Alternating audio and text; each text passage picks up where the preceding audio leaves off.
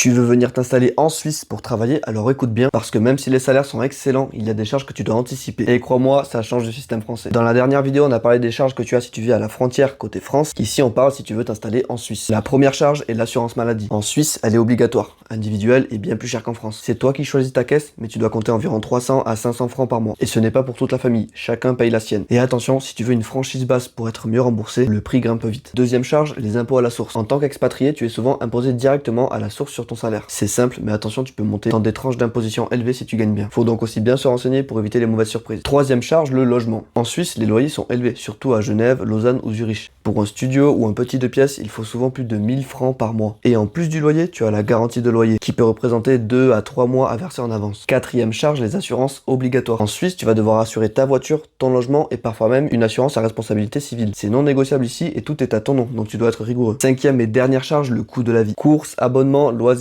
tout coûte plus cher en Suisse. Tu vis bien, oui, mais si tu vis comme en France sans t'adapter, tu peux vite te retrouver à découvert en fin de mois. Alors, est-ce que ça vaut le coup? Oui, clairement, mais à condition de bien gérer ton installation, de t'informer sur tes droits et d'anticiper ces charges pour profiter pleinement de la qualité de la vie suisse.